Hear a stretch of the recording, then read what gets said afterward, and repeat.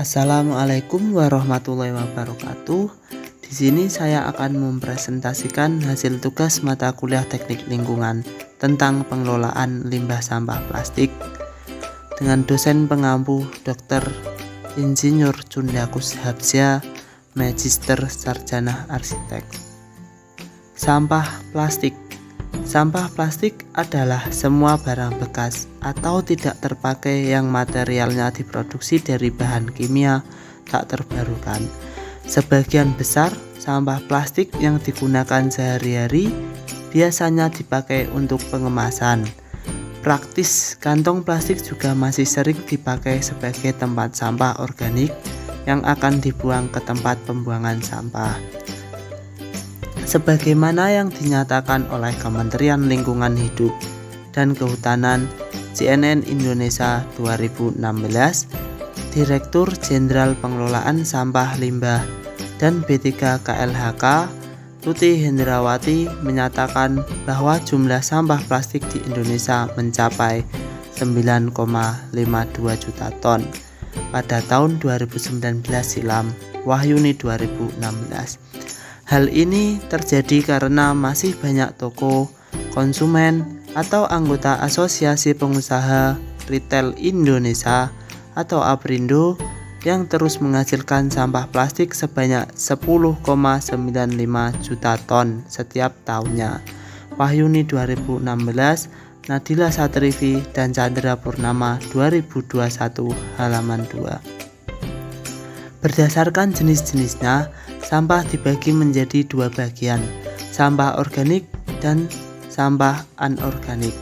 Sampah organik adalah sampah yang berasal dari sisa makhluk hidup yang mudah terurai secara alami tanpa proses campur tangan manusia untuk dapat terurai. Sedangkan sampah anorganik adalah sampah yang sudah tidak dipakai lagi dan sulit terurai. Sampah anorganik yang tertimbun di tanah dapat menyebabkan pencemaran tanah karena sampah anorganik tergolong zat yang sulit terurai dan sampah itu akan tertimbun dalam tanah dalam waktu yang sangat lama. Ini menyebabkan rusaknya lapisan tanah. Cara pengelolaan sampah plastik. Yang pertama dengan cara mendaur ulang sampah plastik, karena masih banyak sampah anorganik yang masih bisa dipakai kembali dengan cara didaur ulang.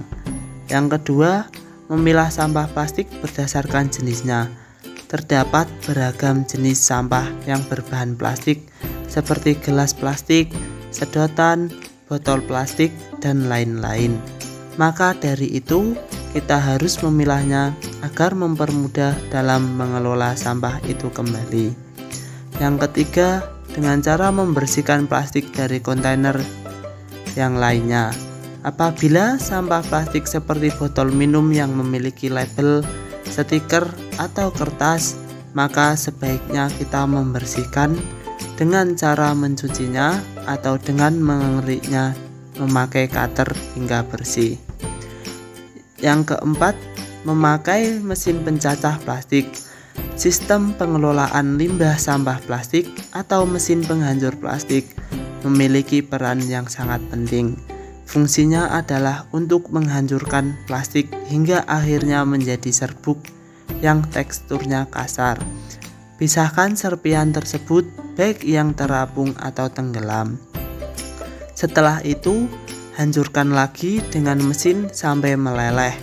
Sampah plastik tersebut nantinya hanya akan berupa biji plastik dan dapat diolah lagi menjadi barang-barang yang berbahan plastik.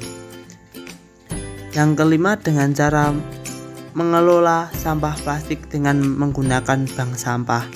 Bank sampah sudah bisa ditemukan di beberapa wilayah pada kota-kota tertentu di Indonesia. Di sana, sampah-sampah plastik akan diolah kembali dengan memakai konsep daur ulang seperti dibuat kerajinan, tas, pernak-pernik, vas bunga, dan lain-lain. Sampah itu juga akan ditabung dan bisa ditukarkan dengan uang.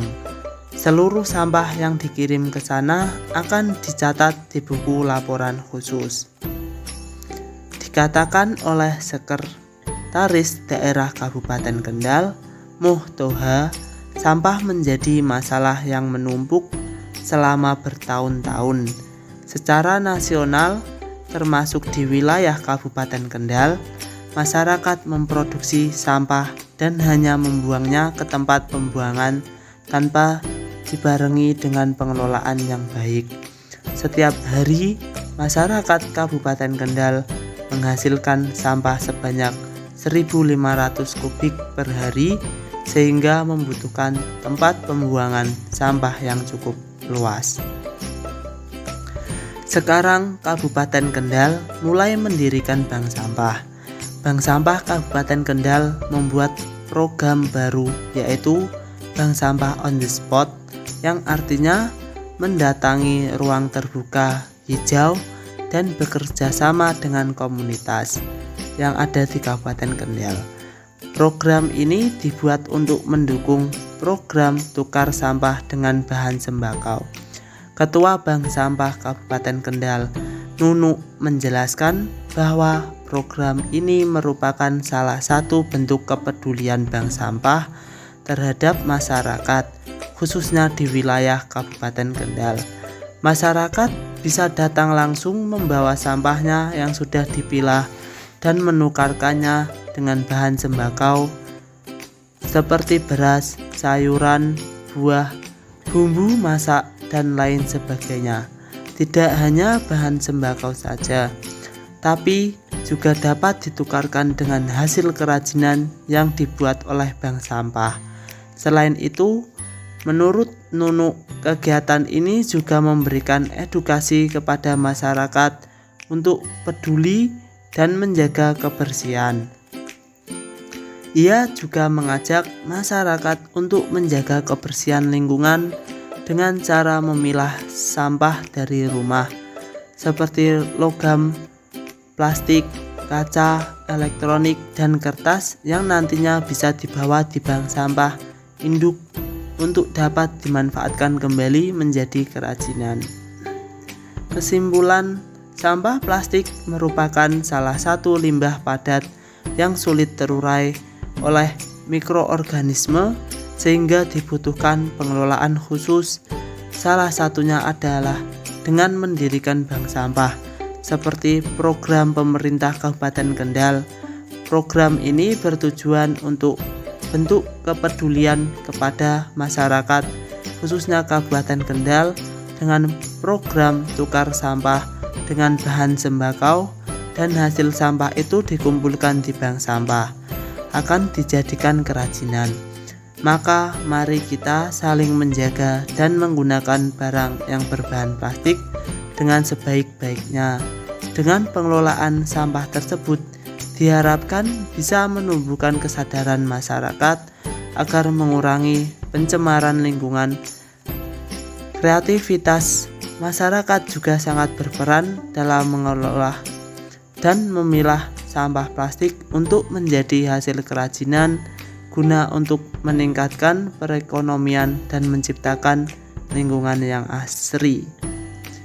Ini hasil referensi atau daftar pustaka yang saya ambil. Mungkin sekian yang dapat saya sampaikan. Bila ada kesalahan kata, saya mohon maaf. Terima kasih. Wassalamualaikum warahmatullahi wabarakatuh.